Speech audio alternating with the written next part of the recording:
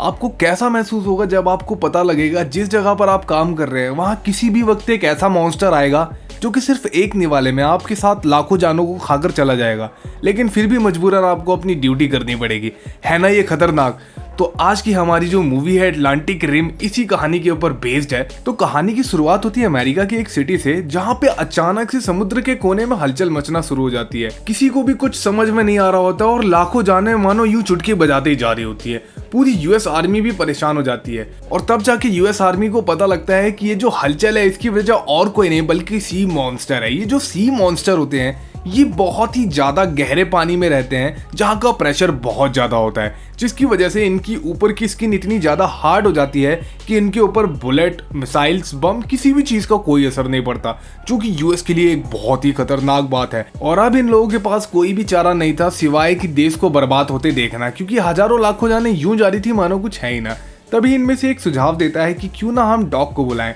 Dog हकीकत में एक साइंटिस्ट था जिसने एक ऐसा रोबोट बनाया था भाई, जिसकी मदद से बड़े बड़े क्रिएचर, बड़ी बड़ी बिल्डिंग्स को यूं चुटकियों में उठा के फेंका जा सकता है। लेकिन डॉग का बिल्कुल भी मन नहीं था वापस अपनी उस जगह पर आने का जहां पर इसने वो सारे रोबोट्स डेवलप करे थे, इन्वेंट करे थे। लेकिन सवाल देश का था, इसलिए मजबूरन डॉग को आना पड़ा। अगले सीन में हम देखते हैं कि एक फौजी जो यूएस आर्मी की फोर्स का एक पर्सन है वो अपनी बीवी से कांटेक्ट करता है और उसे कहीं सीप जाने के लिए बोलता है, क्योंकि उसे पता होता है कि बहुत ही सारे सी क्रिएचर्स नीचे से आ चुके हैं डीप सी से और अब यूएस में सिर्फ तबाही मचने वाली है। तभी हम देखते हैं कि डॉग वापस से अपने रोबोट्स को देखकर थोड़ा सा नाखुश होता है, क्योंकि यूएस आर्मी ने उन रोबोट्स में काफी सारे ऐसे बदलाव कर दिए थे जो कि उन्हें नहीं करने चाहिए थे, जिसकी वजह से रोबोट्स की स्पीड तो स्लो हो ही गई थी और साथ ही जो डॉग की सालों की मेहनत थी वो भी लगभग बर्बाद सी हो गई थी। लेकिन अभी इन सारी बातों को फिलहाल डॉग हमारा इग्नोर कर रहा था और साथ ही डॉग के साथ काम करने वाली एक पुरानी साथी भी मिल गई थी जिसको देखकर डॉग काफी खुश था।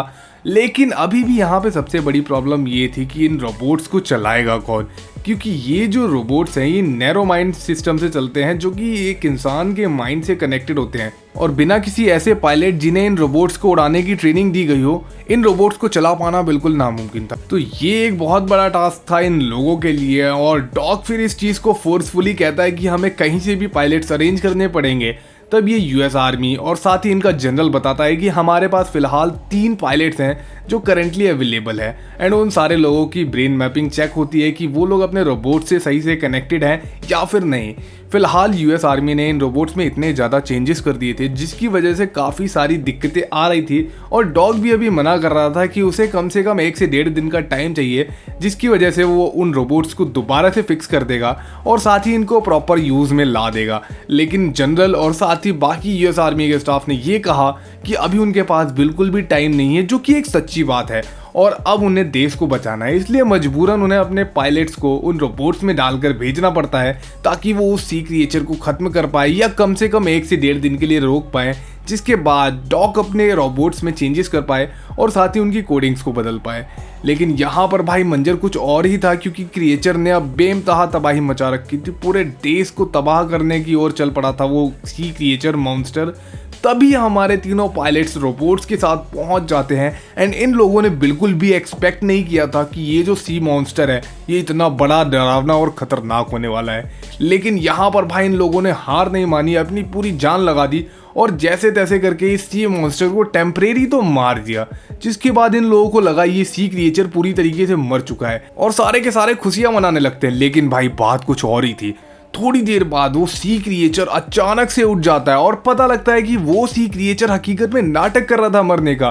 भाई पता नहीं ये लोग इतने एडवांस्ड कैसे थे और वो दोबारा से इन तीनों रोबोट की ऐसी तैसी कर देता है, तबाही मचा देता है वो सी मॉन्स्टर अकेला ही, और अभी तक उसके बाकी के साथी आए भी नहीं थे एंड ये तीनों के तीनों पायलट्स हमारे परेशान हो जाते हैं। लेकिन जैसे तैसे करके ये उस सी मॉन्स्टर को तो मार देते हैं। लेकिन भाई इन सब में ना हमने अपना मेन मेल पायलट खो दिया, जो कि इस मॉन्स्टर को मारते मारते बेचारा खुद मर गया, क्योंकि इसके कॉकपिट में पूरी की पूरी गैस भर गई थी और उसकी वजह से ये बेचारा मर जाता है। लेकिन लड़ाई अभी यहाँ पे खत्म नहीं हुई थी। जिस सी मॉन्स्टर को इन सारे लोगों ने मिलकर मारा था, अचानक से वो सी मॉन्स्टर बहुत ही बड़ा हो जाता है और वो फट जाता है और उसके अंदर से सैकड़ों छोटे छोटे सी मॉन्स्टर निकलते हैं, सेम उसी की तरीके के लेकिन छोटी साइज के।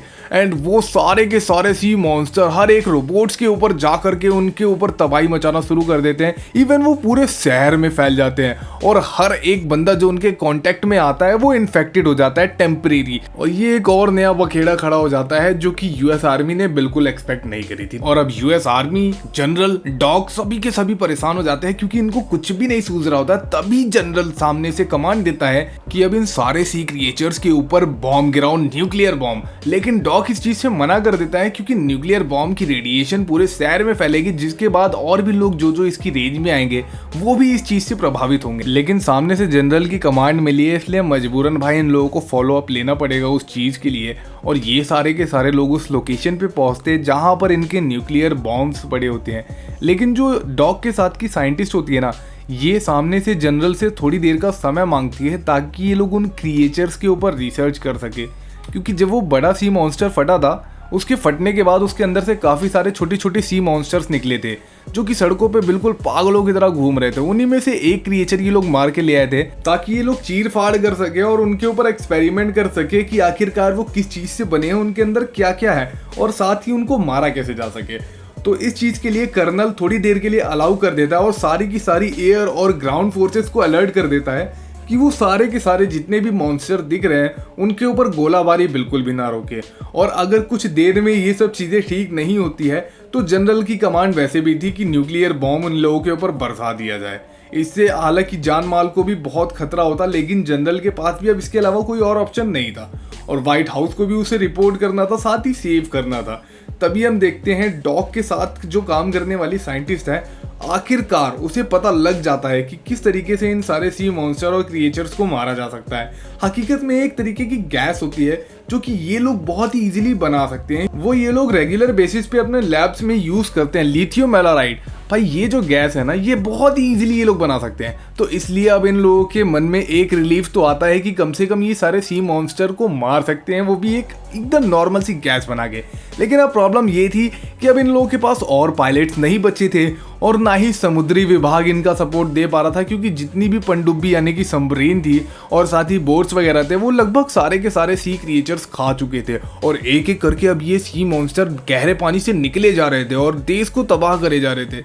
तो अब इन लोगों को समझ में नहीं आता आखिरकार उन रोबोट्स को कौन उड़ाएगा। और यहाँ पर यूएस आर्मी के पास टोटल 3 रोबोट्स थे, जिसमें से एक खराब हो गया था जब उसमें हमारा मेल पायलट खोया था। अभी फिलहाल हमारे पास रोबोट्स भी 2 ही बचे हैं, लेकिन ये जो सी मॉन्स्टर है ये करोड़ों की संख्या में थे और अब इनको हरा पाना लगभग नामुमकिन था, क्योंकि हर एक सी मॉन्स्टर के ऊपर गैस फेंकना लगभग इम्पॉसिबल था। लेकिन तभी भाई ने कुछ ऐसा पता लगता है जिसकी इन लोगों ने बिल्कुल भी कल्पना नहीं करी थी कि जैसे ही वो सी मॉन्स्टर कमज़ोर पड़ते हैं वो आपस में एक दूसरे से जुड़ने लगते हैं। और इन सब चीज़ों का फ़ायदा उठाने का डॉक ने एक मस्त प्लान बनाया था, लेकिन अभी भी कमी थी हमारे पास पायलट्स की। तो यूएस आर्मी फोर्स में से ही एक बंदा, एक अनट्रेंड बंदा जिसने आज से पहले कभी भी रोबोट नहीं उड़ाया था, वो सामने आता है और वो कहता है कि मैं इस रोबोट को चलाऊंगा। काफ़ी ज़्यादा डॉग के मना करने के बाद आखिरकार उसको रोबोट दे दिया जाता है, क्योंकि इसके अलावा यूएस आर्मी के पास अब और कोई चारा भी नहीं बचा था। और हमारे डॉग का प्लान ये था कि वो बड़े सी मॉन्स्टर के पास जाएगा और उसको हिट करेगा और जैसे ही उसको रिकवरी की ज़रूरत होगी वो अपने बाकी के छोटे छोटे सी मॉन्स्टर को सिग्नल भेजेगा, जिसकी वजह से वो सारे के सारे सी मॉन्स्टर इसकी तरफ आएंगे और उसमें जुड़ जाएंगे। क्योंकि जैसे ही बड़े या किसी भी क्रिएचर को चोट लगती है तो वो अपने आसपास के छोटे क्रिएचर सी मॉन्स्टर्स को अपने आप में जोड़ लेता है और तुरंत ठीक हो जाता है। तो इसी चीज़ का फ़ायदा उठाने के लिए डॉग और वो सोल्जर निकल जाते हैं उस रोबोट को लेकर अपनी जान की बाजी लगा के, ताकि वो लोग इस सारे के सारे झमेले को एक ही बारी में ख़त्म कर सके। और इस चक्कर में उस सोल्जर के पैर में भी वो काफ़ी सारा एसिड फेंक देता है सी मॉन्स्टर। लेकिन टेम्परेरी पेन किलर लेके सी मॉन्स्टर से हमारा सोल्जर लड़ता रहता है, लेकिन ये ज़्यादा देर नहीं चलता। इसलिए हमारे सोल्जर ने दिमाग लगाया और वो सी मॉन्स्टर के मुंह में जाके घुस गया, क्योंकि जो रोबोट्स थे उनके हाथों के अंदर गैस भरी हुई थी जो कि सही से काम नहीं कर रही थी। इसलिए हमारे सोल्जर ने उसके मुंह में रोबोट का हाथ दे दिया। जैसे ही रोबोट के हाथ में मॉन्स्टर का एसिड लगा वो सारा का सारा हाथ गल गया और गैस उसी मॉन्स्टर के अंदर लीक होने लगी, जिससे वो मॉन्स्टर हमेशा हमेशा के लिए खत्म हो गया और सारे छोटे क्रिएचर भी उसी में जुड़ गए थे। इसी के साथ साथ वो भी खत्म हो गए, लेकिन हमने यहाँ पे अपना सोल्जर भी खो दिया। लेकिन इन सब में डॉग बच गया और आखिर में सब ठीक हो गया। तो आज की वीडियो में इतना ही। वीडियो चलेगी तो वीडियो को लाइक एंड चैनल को सब्सक्राइब कर देना। मिलता है नेक्स्ट वीडियो में।